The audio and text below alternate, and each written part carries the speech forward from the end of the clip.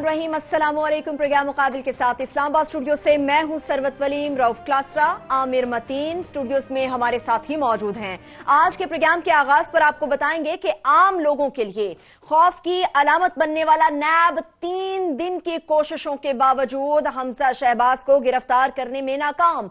अरबों रुपए की मनी लॉन्ड्रिंग करने वाले शरीफ खानदान के फर्जंद ने नैब के खौफ से अपने घर में ही पनाह ले ली। नैब किसी भी मुल्जिम को ठोस शवाहिद की बुनियाद पर नोटिस दिए बगैर गिरफ्तार कर सकता है। सुप्रीम कोर्ट के वाज़ेह अहकामात के बावजूद लाहौर हाई कोर्ट ने हमजा शहबाज को उबूरी जमानत किन बुनियादों पर दी, इस पर तफसील से बात करेंगे। इसके साथ साथ ये भी आपको बताएंगे कि इस्लामाबाद में वज़ीर खजाना असद उमर की सीनियर सहाफियों से मुलाकात, डॉलर्स की उड़ान को कब रोका जाएगा, असद उमर के पास क्या इस महंगाई के जिन को काबू करने के लिए कोई फॉर्मूला मौजूद है। असद उमर से होने वाली इस मुलाकात में रऊफ क्लासरा, आमिर मतीन भी मौजूद थे। इन्हीं से जानेंगे कि अंदरूनी कहानी क्या है। प्रोग्राम के जब दूसरे हिस्से की जानिब बढ़ेंगे तो आपको बताएंगे कि गैस सार्फिन को अरबों रुपए के भारी बिल्स देकर लूटने वालों को ऑडिट फर्म करने वाली ए फर्गूसन ने वजारत पेट्रोलियम को ही क्लीन चिट दे दी। वजीर खजाना असद उमर ने इस निजी फर्म की ऑडिट रिपोर्ट को मानने से साफ इनकार कर दिया। ये आपको बताएंगे कि ऑडिट फर्गूसन से ऑडिट कराने का हुक्म आखिर किसने और क्यों दिया, और इसमें क्या वजीर आजम इमरान खान का कोई जाती किरदार मौजूद है, ये आपके साथ शेयर करेंगे। आगे बढ़ेंगे तो आपको बताएंगे कि हुकूमत पाकिस्तान ने इदारों के सरबराही की तकर्री का ठेका भी अब एक प्राइवेट फर्म को दे दिया है। कौन कौन से इदारों के सरबराहान की तकर्री अब कौन सी कंपनी को करने की सिफारिश की जाएगी, ये आपके साथ शेयर करेंगे। मगर इसके साथ साथ ये भी आपको बताएंगे कि सुप्रीम कोर्ट के अहकामात के बावजूद दोहरी शहरियत के हामिल अफराद का अब मुस्तकबिल क्या होगा। काबीना कल यानी कि बरोज मंगल एक बड़ा फैसला करने जा रही है। ब्यूरोक्रेट्स को भी क्या इस मर्तबा खुली छुट्टी दे दी गई है, ये आपके साथ शेयर करेंगे। मगर मीडिया इंडस्ट्री के हवाले से भी बात करेंगे कि पाकिस्तान में मीडिया के बदतरीन बहरान के बावजूद हुकूमत ने बेरोजगार सहाफियों की तादाद में इजाफे के लिए एक असम्बली तैयार कर ली है। हुकूमत ने मीडिया यूनिवर्सिटी बनाने का फैसला कर लिया है। मगर इसके साथ मतरूका वक्फ इमलाक की भी बात होगी, जिसके प्रोग्राम में हम अपने कई बार बात कर चुके हैं। यह भी आपको बताएंगे कि वजारत मजहबी अमूर सुप्रीम कोर्ट के फैसले के खिलाफ क्यों डट गई है और किसी भी गैर मुस्लिम को चेयरमैन मतरूका वक्फ इमलाक ना लगाने पर बजीद है। आखिर चेयरमैन कौन बनेगा, ये आपके साथ शेयर करेंगे। और बड़ी खबर यह है कि अब सऊदी अरेबिया और यूएई ने हुकूमत पाकिस्तान से इश्तिहारी मुल्जिमान मांग लिए हैं। कल यानी कि बरोज मंगल को एक भारी भरकम एजेंडा है जो कि कैबिनेट के सामने पेश किया जाएगा। बड़े फैसले होंगे। इन बड़े फैसलों की एक्सक्लूसिव डिटेल्स भी आपके साथ हम शेयर करेंगे। मगर सबसे पहले बात करेंगे, 3 दिन तो आमिर साहब हमारा शो नहीं हुआ क्योंकि वेकेंड था, मगर इसके बावजूद हमने देखा बड़ा इवेंटफुल ये पूरा वीक रहा है। हमजा शहबाज की गिरफ्तारी का मामला हो, लाहौर हाई कोर्ट की अबूरी जमानत देने की बात हो, या फिर इससे रिलेटेड कई अहम इशू से जिन पर बात करना बड़ा जरूरी है। इस वक्त बहुत ज़रूरी इसलिए भी है कि इस वक्त पाकिस्तान बड़े ख़तरनाक दौर से गुजर रहा है।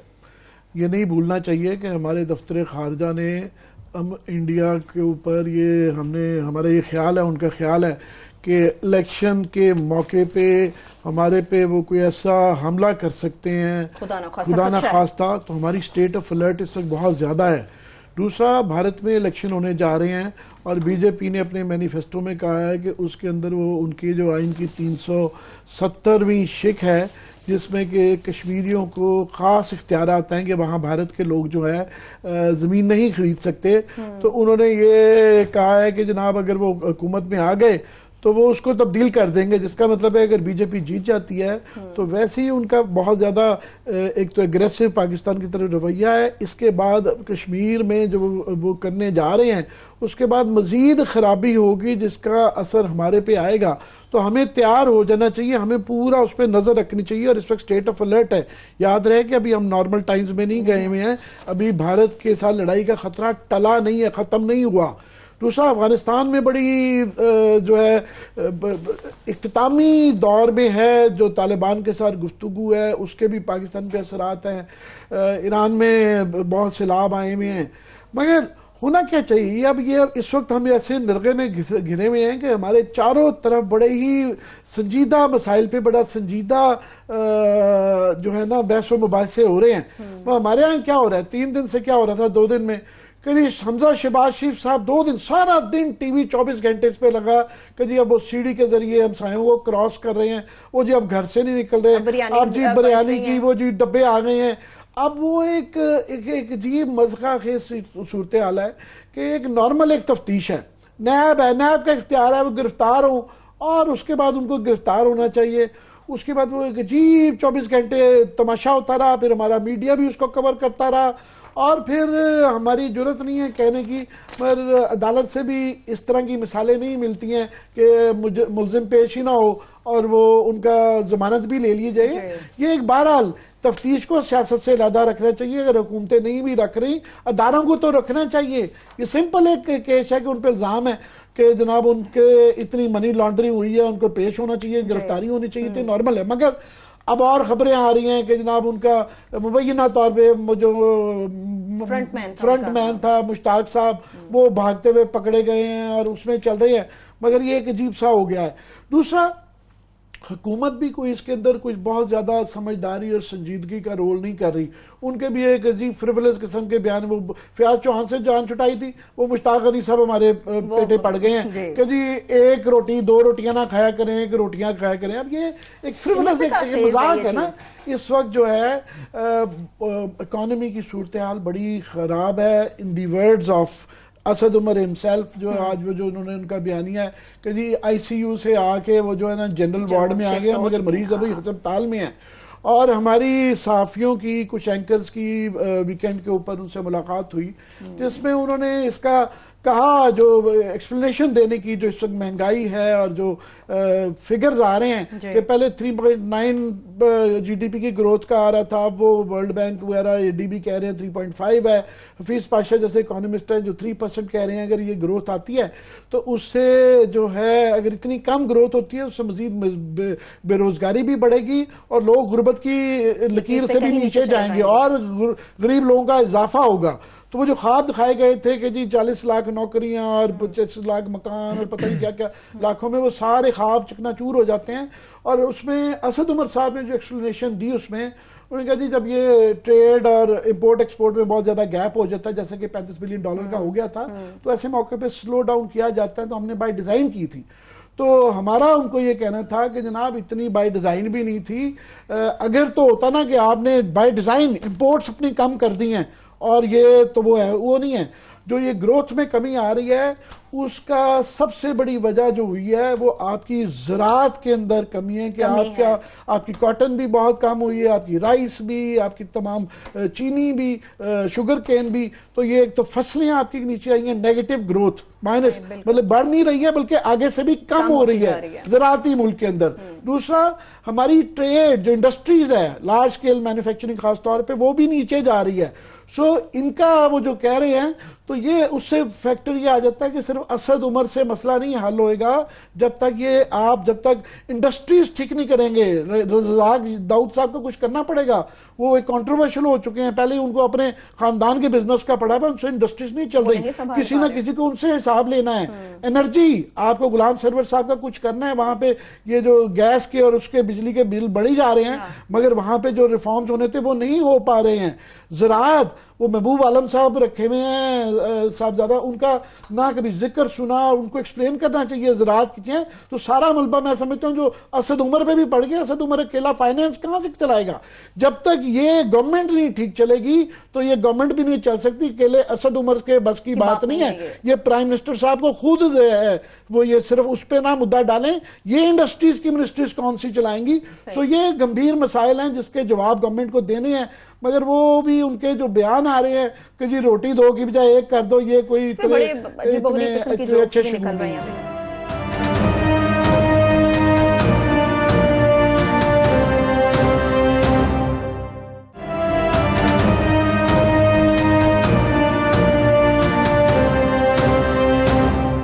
की बात की है क्लासेस, अब क्या अकेले उनके बस की बात नहीं है, लेकिन आप लोगों की तो एक मुलाकात भी हुई है, शायद उसमें उन्होंने जो मसाइल थे उनका इलाज आपको बताया कि कैसे होंगे वो तो मेरा ख्याल हम बताते हैं, बात करते हैं असद उमर साहब से। आमिर साहब तो गुट का आपको पता है, बल्कि आमिर साहब ने जो उनको लुकमा दिया था ना, आज असद उमर साहब वही तकरीर कर रहे थे। बिल्कुल बिल्कुल माशाल्लाह, पता उनको क्या कहा, बिल्कुल नहीं, यहाँ भी दिया था और वहां पे जब उनके एंकर के साथ वो सवाल जवाब हो रहे थे, तो इन्होंने कहां से शुरू किया था, अगर इजाजत दें, अगर नाराज ना हो जाए, तो इन्होंने यहां से शुरू किया था कि असद उमर साहब आपको ये क्रेडिट तो जाता है, मैं कोट अन कोट कह रहा हूं, आपको ये क्रेडिट तो जाता है कि ये जो पाकिस्तानी मुईशत थी, ये मरीज जो था आईसीयू में था, वहां से निकाल के आप इसको जनरल वार्ड में ले आए। और असद उमर साहब बड़े रिलैक्स हुए, उन्हें खुश हुए कि चलो कम से कम 20-25 लोगों में एक समझदार आदमी तो बैठा हुआ है जिसका नाम आमिर मतीन है। और आज वो तकरीर में वही अल्फाज उन्होंने कहे हैं, ये सारे जितने बैठे हुए थे एग्जैक्ट उन्होंने इनका लुकमा लिया और भाई किया, सेल कर रहे हैं उसको। नंबर एक। दूसरा, उससे पहले मैं आऊं कि मेरी क्या उनसे एक बात भी बड़ा लंबा चौड़ा, एक मैंने भी थोड़ी सी दानिशवरी फरमाई इनके इस लुकमे के बाद। मैंने कहा ये गुड काप बने हुए तो हम क्यों ना बैड काप बने, वो तो मैं उसमें बताता हूँ कि असद उमर साहब से मेरा क्या हुआ। लेकिन मैं चाहता हूँ कि जो इसकी हमजा शहबाज शरीफ साहब और शरीफ फैमिली का जो इशू उठा है, ये बड़ा अहम है। अब क्योंकि यहाँ गंजनी वाले, हमारे यहाँ पे गंजनी वाला स्टाइल है, हमने कुछ माह पहले ये स्कैंडल ब्रेक किया हुआ है हमें सब अपने ही शो में, और मैंने बताया था कि पाकिस्तानी पॉलिटिशियन जो हैं, ये इलीट है, कितनी करप्ट तो है, सो है, उस पर बहस नहीं है, रुथलेस भी है, बेरहम भी है कि ये अपने घर के मुलाजमीन, नौकरों, माली, कुक, ड्राइवर, पुलिस वाला, आपके मिल मालकान, चौकीदार, उनके नाम पे मनी लॉन्ड्रिंग करते हैं और इनके नाम पे इन्होंने अकाउंट्स खोले हुए हैं, उन्हीं के नाम पे पैसे आते हैं। सो मैं ये चाहता हूं, जितना रोला पड़ा हुआ है इस वक्त, हमने कुछ महीने पहले इस स्कैंडल की हमने पूरा यहाँ तफसील से ब्रेक किया था कि पहले जरदारी साहब का हमें नजर आया, बाकी लोगों का नजर आया कि उनके फेक अकाउंट निकल रहे थे, मुलाजमीन के नाम पे फलूदे वाला, तेल वाला, घी वाला, माचिस वाला, जो भी थे। अब ये पता चला है कि इनके जो है घर के मुलाजमीन के और जो इन्होंने लोगों को इस्तेमाल किया था, हमने आमिर साहब ये कुछ अर्सा पहले स्कैंडल ब्रेक किया इसी प्रोग्राम में। जरा वो क्लिप है मेरा ख्याल आपके पास, बिल्कुल तो क्लिप मेरा ख्याल सुना दें, जरा कौम को थोड़ी सी मेमोरीज हम रिफ्रेश कर दें कि ये कैसे ये स्कैंडल भी करते हैं, बच भी जाते हैं, इनके तहफ़्फ़ुज़ के लिए लोग भी आ जाते हैं, इनको पावरफुल, इनको सपोर्ट भी मिल जाती है। ये बड़े इनके चोजन पीपल हैं सर, ये चोजन पीपल हैं, इन पे बड़ा अल्लाह का करम भी है, इनका रहम भी है इन पे। जरा दिखाइए। चलिए इसके ऊपर तो बात करते हैं, मगर उससे पहले जो हमने ये स्कैंडल ब्रेक किया था, पूरी डिटेल दी थी, वो पहले अपने देखने वालों को दिखाएंगे। आमिर साहब, अब एक ये शरीफ खानदान ही रह गया था कि जिनके बारे में ये था कि शायद वो नाम के भी शरीफ हैं और काम के भी शरीफ होंगे। अपने घर के मुलाजमीन के नाम पे ये बैंक, आप कह सकते अकाउंट्स खुलवा के उनके जरिए इन्होंने ट्रांजैक्शन करवाई हैं सर, और अरबों रुपए की ट्रांजैक्शन करें। जो घर में 15,000 रुपए पे इनका माली है, जो ड्राइवर है, जो कुक है, इवन वेटर, इवन पुलिस वाले, उनके बैंक अकाउंट्स खुलवा के शरीफ खानदान ने अरबों रुपए की उनमें मनी ट्रांजैक्शन करवाई है। और करवाई कहां से? हिल मेटल, ये जो ये एस्टेब्लिशमेंट थी जिसका नवाज शरीफ साहब का वो केस जो है ना चल रहा है। अब हम आपके साथ ये शेयर कर रहे हैं कि शरीफ खानदान इनसे एक हाथ आगे किया है सर। उन्होंने तो दो उन्होंने किया था, इन्होंने तकरीबन 7-8 इन्होंने शुगर मिल, ये रमजान शुगर मिल के मुलाजमीन के नाम पे सर इन्होंने यहाँ सस्पेक्टेड ट्रांजैक्शन करवाई हैं। इन्होंने घर के मुलाजमीन थे उनके करवाई हैं, डॉक्टर थे शरीफ ट्रस्ट जो है सर उनके नाम पे करवाई गई हैं।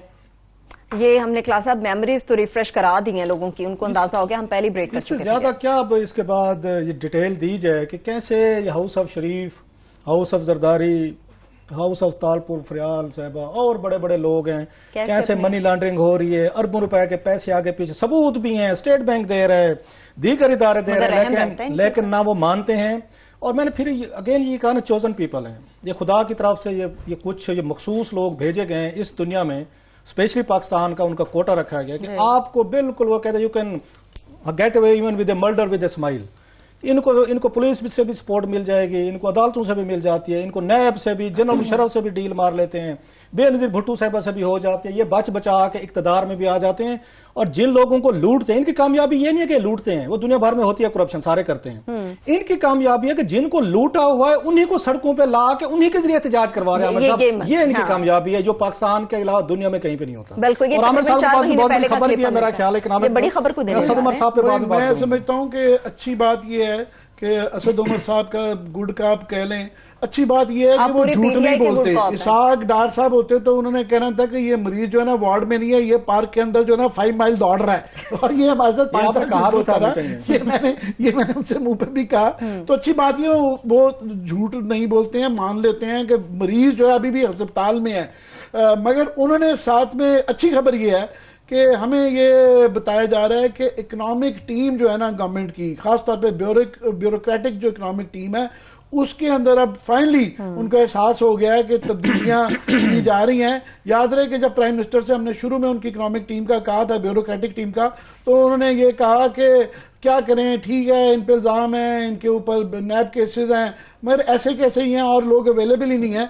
तो अब वो क्योंकि नहीं चल पा रहा, 300 बिलियन की शॉर्टफॉल आ गई है, मसाइल भी हैं, तो अभी कहा जा रहा है कि इकोनॉमिक टीम की तब्दीली हो रही है। मैं आपकी बात काट रहा हूँ, इकोनॉमिक अगर छोटे मोटे लेवल पे होने कोई सेकंड या थर्ड टीयर की होनी है, या इसमें governor state bank Tariq Bajwa साहब भी हैं, जहांजेब खान साहब, मैं गैस कर रहा हूं निकलवा लिया एनर्जी का, आपसे कब निकलवाया था? मैंने नाम दिया था, हमें खुदा का खौफ करे, मैंने खुद गैस किया था, कसौटी खेली थी आपके साथ और वही नाम निकला। वो तो अभी भी मुझे ये शक पड़ेगा अगर उसमें तारिक बाजवा साहब स्टेट बैंक के गवर्नर जिन्होंने तबाही बोली है $200 अरब की और अभी तक मासूम बने हुए हैं, और सारा मलबा उन्होंने इन पे डाल दिया है, पीटीआई पे या उस पर मुराद सईद पे डाल गया है, और पीटीआई गुनाहगार लगती है $200 अरब पे, जिन्होंने $200 अरब की इतनी बड़ी उन्होंने तबाही की, उन्होंने समरिया लेके गए, डेलीगेशन बनाए, उन्हीं अफसरान के खिलाफ दोबारा कार्रवाइयां की, सैबोटैज किया, वो गवर्नर लगा बैठा है और मुराद सईद लोगों की गालियां खा रहा है, कैबिनेट पूरी मुलजिम बन के फिर रही है। ये भी कोई करतब नहीं कर सकता था।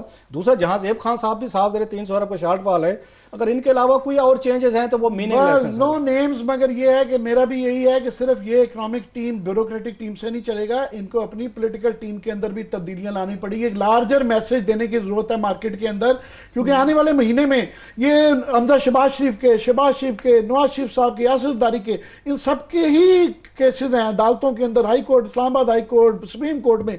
सो वो उनके बिल्कुल तौक जो है ना उनका टाइट होता जा रहा है, तो उन्होंने डेस्परेटली अटैक करना है।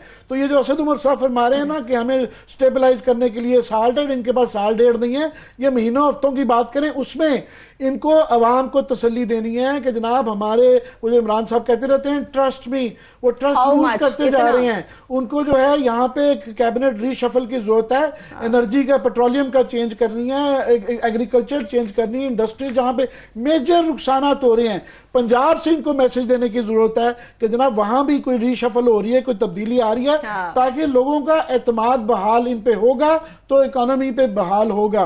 ठीक है, ये क्राइसिस है, मगर हमें भी तो नजर आया कि इनकी हैंडलिंग कैसे है, उसके अच्छे मैसेज एतमाद बहाल होना चाहिए। मगर जो आपकी मीटिंग हुई है वजीर खजाना असद उमर के साथ दीगर सहाफियों के हमरा, उसमें कितना आप लोगों का एतमाद बहाल हो सका? एक छोटी सी ब्रेक से वापस आके इस पर बात करेंगे, मगर इसके साथ साथ कल कैबिनेट का यानी कि बरोज मंगल को जो इजलास होने जा रहा है, बड़ा भारी भरकम एजेंडा है, बहुत ज्यादा एक्सक्लूसिव डिटेल्स हैं, वो भी आपसे शेयर करेंगे। हमारे साथ रहिए।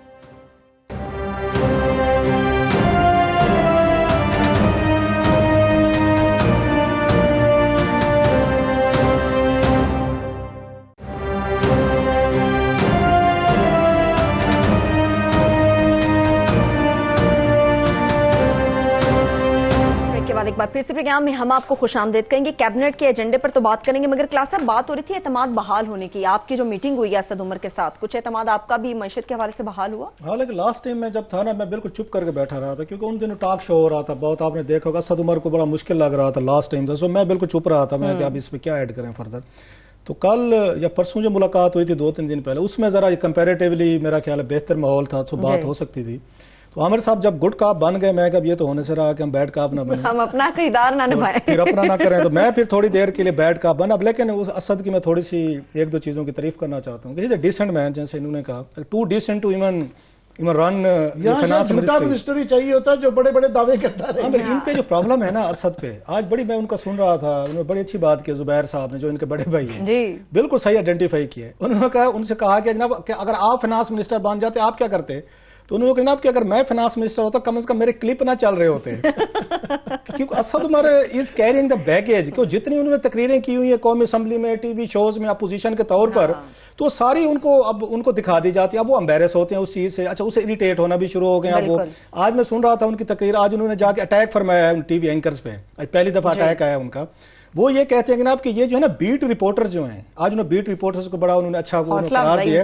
उन्होंने कहा ये जो बीट रिपोर्टर है ये ज्यादा समझदार हैं, ये टीवी एंकर्स अच्छे सवाल नहीं करते, ये बीट रिपोर्टर इकोनॉमी की भी समझ है, इनको फाइनेंस की भी समझ है। सब गुड कॉप तो मैं हूँ ही, मगर आप भी हमारे ये नहीं है कि कुछ हमारे एंकर भाई हैं उनको बिल्कुल इकोनॉमी की समझ भी है, बहुत जानते हैं, मगर काफी सारे लोगों का बुरा हाल है और कोई हर्ज नहीं है। मगर उसके बाद वो इकोनॉमी पे टच भी बहुत ज्यादा करते हैं, गुफ्तगू भी देते हैं, तबसरे भी करते करते हैं, तो थोड़ा सा वो लोग जिनकी अंडरस्टैंडिंग कम है, या कम से कम हम भी कोई इकोनॉमिस्ट नहीं है, वो दो चार लोगों से बात कर लेते हैं, मगर मोहतात होकर बात करते हैं, तो एक प्रॉब्लम तो है। आमिर साहब, लास्ट टाइम कौमी असम्बली की यहाँ पे फाइनेंस की कमेटी हुई थी, उसमें अगेन क्रेडिट असद उमर, पहले फाइनेंस मिनिस्टर जो कमेटी में खुद है, इसाक डार साहब ने कभी इस काबिल नहीं समझा कि वो यहाँ पे आते, सो उनकी अच्छी चीज थी। वहां पे आयशा गौस साहबा की और इनकी आपस में अच्छी खासी एक थोड़ी सी टॉक हुई इन्हीं पे इकोनॉमी के इश्यूज पे।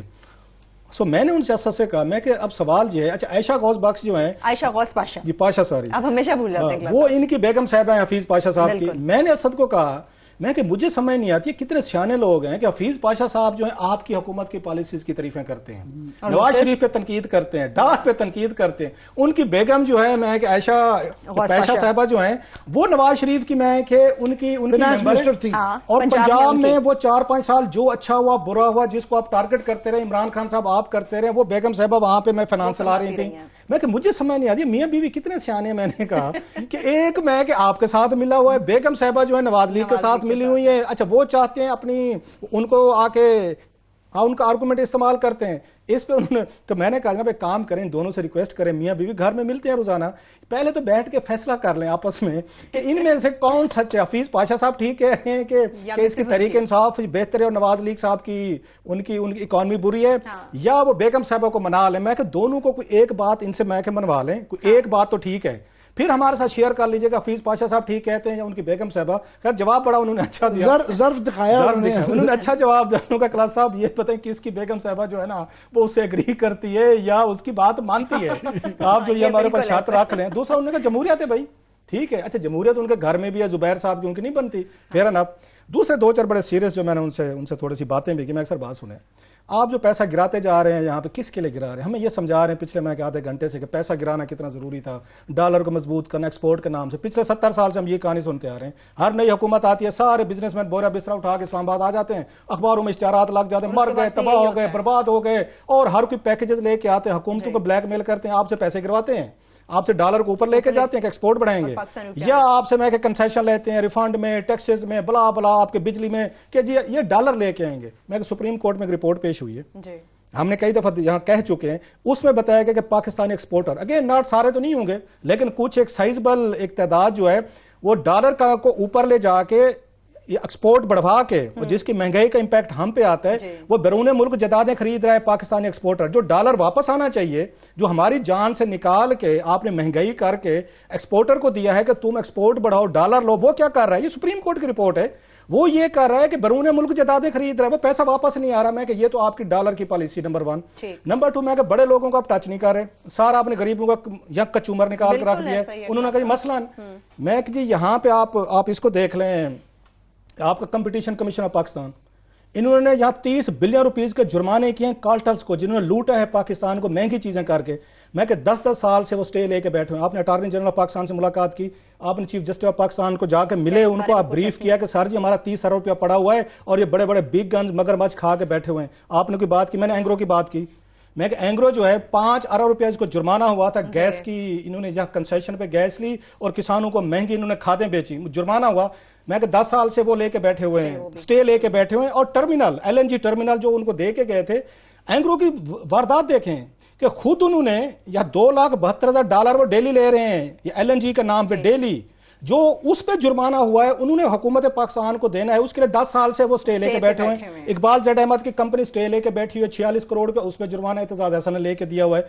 तो मैं सर जी हमें समझाएं, आप मैं तेल की कीमतें बढ़ाते जाते हैं, आप मैं गैस की कीमतें बढ़ाते जाते हैं, आप इन तमाम चीजों की, उसके बाद आप हमें समझाने की कोशिश कर रहे हैं कि हम लोग जो नहीं चलने दे रहे, हम आपको हर बात बताते। बड़ा आदमी मैं किसी एक बड़े आदमी पे आप बताएं, आपने जिसको टच किया हो, आपने जैसे पैसे निकलवाने की कोशिश की, बैंक ऑफ पंजाब का 50 बिलियन रुपीस के लोन लोगों ने नहीं दिए, वो लाहौर हाई कोर्ट ने स्टे दिया हुआ है। मैं कि आपने कोई एफर्ट्स की हैं कि जो पैसा फंसा पड़ा है, जो पैसे इन बिजनेसमैनों ने हमारे देने, हमारी जेबों से निकाले हैं, वो स्टे के लिए बैठे हुए हैं, बाकी आपके पास कंसेशन लेने आ जाते हैं, आप उनको बैठ कर डिफेंड कर रहे हैं। पास आज बड़ी खौफनाक इंकशाफात, इससे ज्यादा आप नहीं मान सकते। आपकी बात करती है, सिर्फ एक जो 2 जुमले कह दूं। एक तो खबर बीच में छपी नहीं, उन्होंने ये असद उमर ने कहा कि नई team competition commission of Pakistan में भी आ रही है और सारे गालबन शायद तीनों की तीनों खवातीन आ रही हैं, प्लस इकबाल जट अहमद मुबारक हो कौम को कि वो $17 अरब रुपए के नैब के केस में जमानत पे हैं और पंजाब गवर्नमेंट ने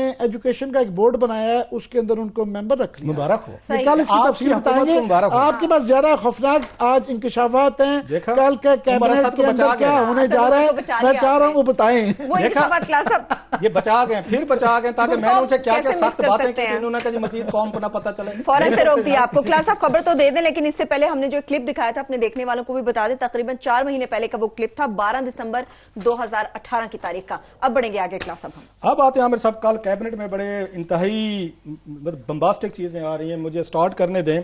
पहले तो ये 2 रिक्वेस्ट की हैं जो कल कैबिनेट में आ रही हैं, इमरान खान साहब से कहा जाए, एक्सक्लूसिवली आपके साथ हम शेयर कर रहे हैं, खबरें हैं हमारे पास अथेंटिक है सर।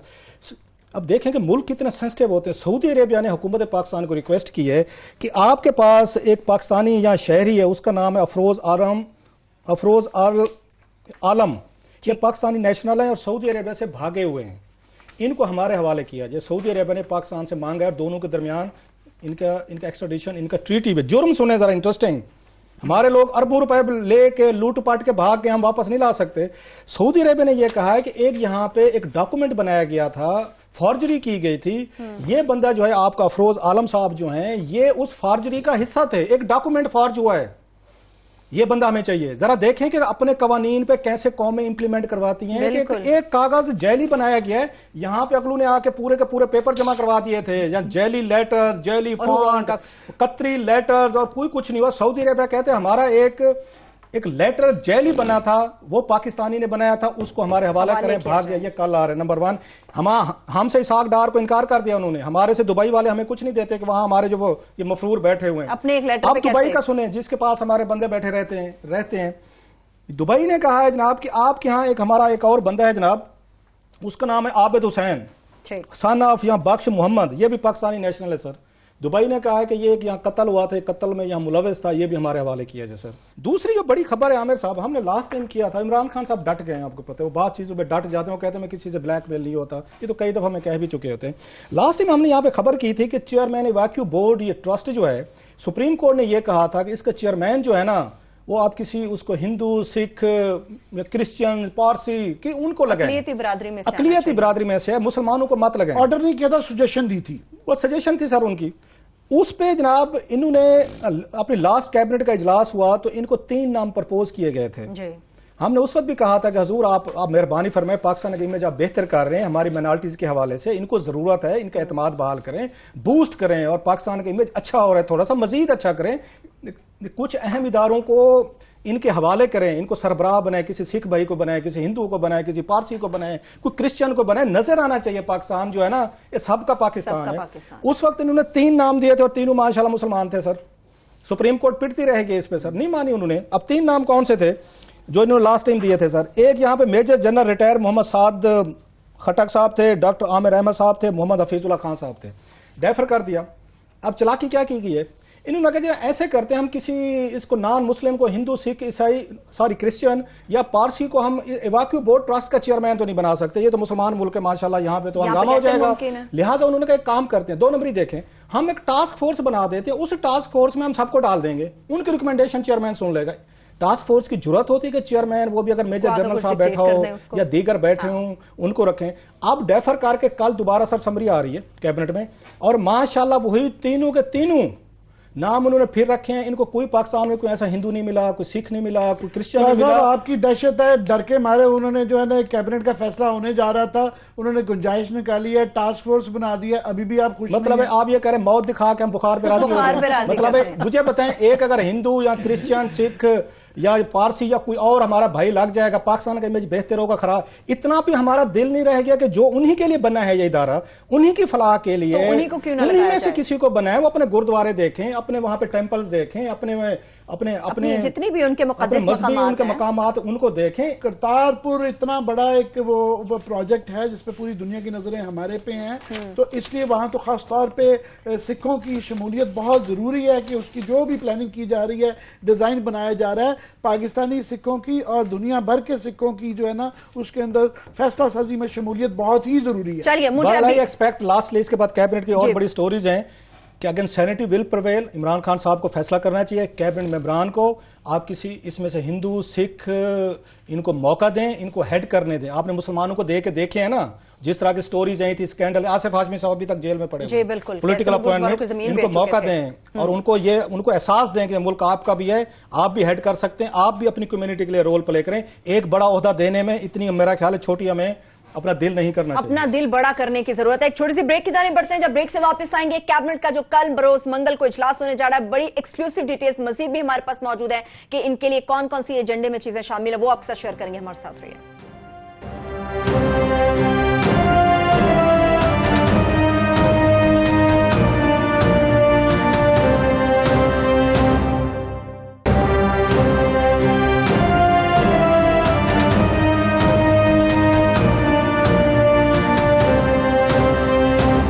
एक बार फिर से प्रोग्राम में हम आपको खुशामदीद करेंगे। कैबिनेट एजेंडा से मुतालिक क्लास ये भी है, कल यहाँ पे एक ये वेज बोर्ड के चेयरमैन भी लगाए जा रहे हैं, 8th वेज बोर्ड का, उनका नाम है वो जो अपने जस्टिस साहब है ना, मिस्टर जस्टिस हसन अहमद खान साहब को कल लगाया जा रहा है, उनको वेज बोर्ड का वो लगा रहे हैं, सरबराह लगा रहे हैं। एक और भी आपके साथ शेयर करता है, जो वहाँ पे इंफॉर्मेशन के वो लगा रहे हैं सर, इंफॉर्मेशन या कमिश्नर लग रहे हैं सर, माशाल्लाह अच्छी खासी तगड़े पैकेजेस पे लग रहे हैं सर। और उसका कमिश्नर जो लगा रहे हैं साबिक यहाँ सेक्रेटरी रहे हैं यहाँ पे सर आजम खान साहब, उनको कमिश्नर लगाया जा रहा है इंफॉर्मेशन के साथ, और साथ में उनके 2 और भी लोग हैं जिनको वहाँ पे कल लगा लिए। तो छोटी मोटी थी। साथ में एक बड़ी खबर उसको कल तफसील से देंगे, वो है कि यूई के साथ एक money laundering plus terrorism related एक कल एक MOU भी वो कैबिनेट के सामने आ रहा है। ये तो बस साइड की स्टोरीज हैं, कल उसको आप डिटेल देंगे। मेन जो स्टोरीज आमिर साहब वो 3 बड़ी स्टोरीज हैं सर। एक तो ये है कि असद उमर साहब ने एक यहाँ पे मीटिंग एक इन्होंने चेयर की थी सर कुछ अर्सा पहले, वो मीटिंग इन्होंने की थी तकरीबन इसको यहाँ पे हुई थी 27 मार्च को इन्होंने की थी सर, 27 मार्च जो भी गुजरा है। उसमें मेन जो एजेंडा था आपको याद होगा, जब बिजली के बिल आए थे बहुत सारे, यहाँ पे लोगों की चीखें निकल गई थी, मतलब हमारे खुद 35-40 हज़ार हमारे कैमरा मैन बेचारों के सबके गैस के थे वो क्लास, गैस के जो बिल आए थे सबकी चीखें निकल गई, आराम से बड़ा इन्होंने अरबों रुपए लोगों की जेबों से निकाल लिए थे। तो उस पे इन्होंने एक इमरान खान साहब का भी ये कहना था और असद उमर साहब का भी कि इसका थर्ड पार्टी ऑडिट करवाते, नया सिस्टम आ रहा है पाकिस्तान में। ऑडिटर जनरल पाकिस्तान एक सफेद हाथी पाला हुआ है हमने, सैकड़ों मुलाजमीन है, अरबों रुपए का उनका बजट है, उनको घर बैठने दें, उनका कोई काम नहीं है। वो सफेद हाथी जो पाला हुआ है हमने, उन्होंने कहना हम यहाँ प्राइवेट सेक्टर से ले लेते हैं। ये एक नया ट्रेंड है साहब, आपको याद होगा डार साहब भी करते थे, शहबाज शरीफ साहब ने कई क्लीन चिट लिए हैं वहां पे पंजाब में, थर्ड पार्टी ऑडिट का दे के पैसे देते हैं खुद, उसके बाद ये तवक्को रखते हैं कि जिसको पैसे दे रही है हुकूमत वो इनके खिलाफ फाइंडिंग देगा। एग्जैक्ट वही कुछ हुआ है आमिर साहब। इन्होंने एनर्जी पे यहाँ पे इनकी मीटिंग थी, एनर्जी की इन्होंने यहाँ पे ये कैबिनेट कमेटी ऑन एनर्जी इसकी मीटिंग 27 को की। इससे पहले इन्होंने कमेटी बनाई थी कि थर्ड ऑडिट करवाएं। हायर किसको किया? फर्गूसन को किया सर जी।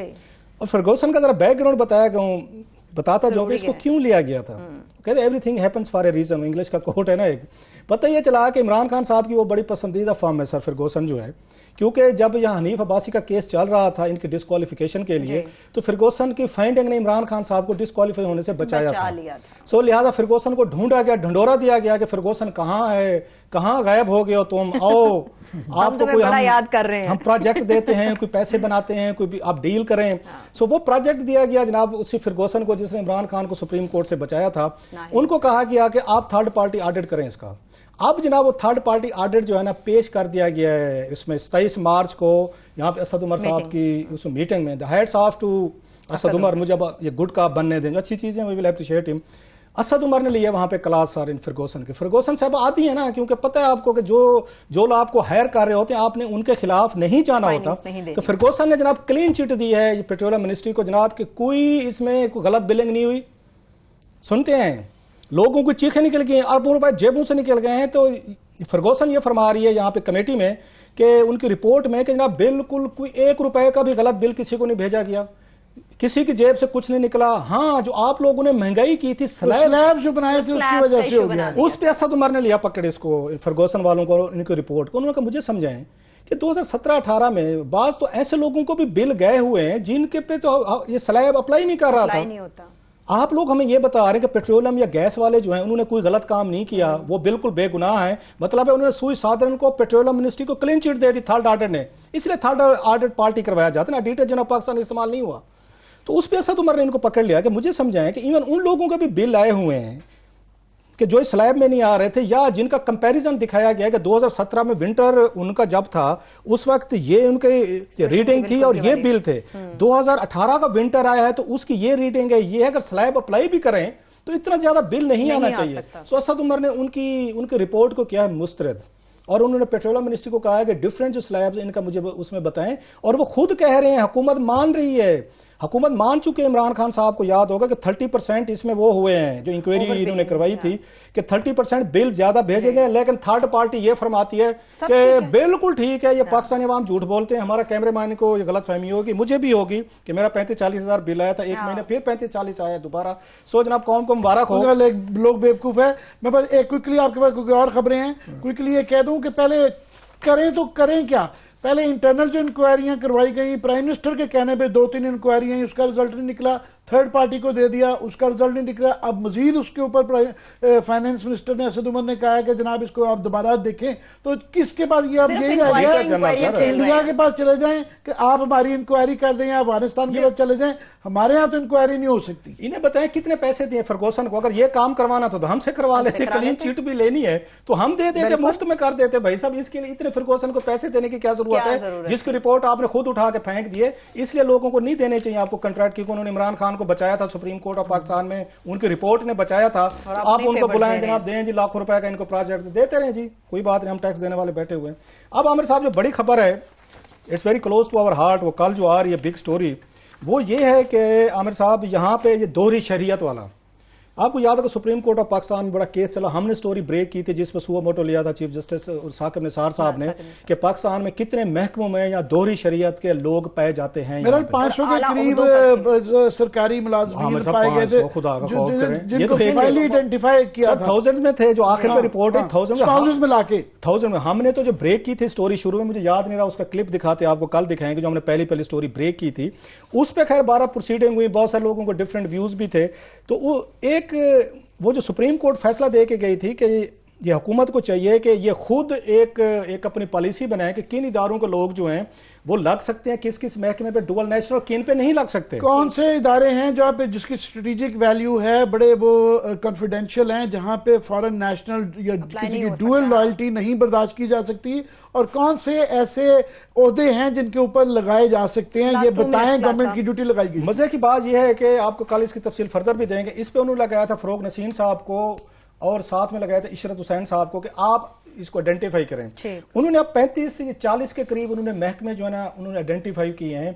लेकिन सबसे बड़ी जो खबर मैं तलाश करता रहा हूं, जो कल वहां पे पेश हो रही है, सुप्रीम उनकी रिपोर्ट पेश हो रही है वहां कैबिनेट में, उसमें ये बापूस का कहीं जिक्र नहीं है कि असल चीज तो ये थी कि ब्यूरोक्रेसी, जो ब्यूरोक्रेट है, क्या वो डुअल नेशनल हो सकता है, वो खामोशी है। इट्स वेरी मतलब टेक्निकल उस पे जो कॉन्ट्रैक्ट पे लाए जाते हैं और बड़े टेक्नोक्रेटिक जिसकी नेचर होती है उसकी तो समझ आती है, बल्कि आने चाहिए। पाकिस्तान के जो बड़े लाइक लोग हैं अमेरिका बरतानिया में, हम भी उनको अपोज नहीं करते हैं, खास बड़ी हम शुक्रगुजार हैं डॉक्टर्स इंजीनियर्स के या टेक्नोक्रेट्स के जो अपनी बाहर से नौकरियां छोड़ के पाकिस्तान में आते हैं, उनकी बात नहीं है।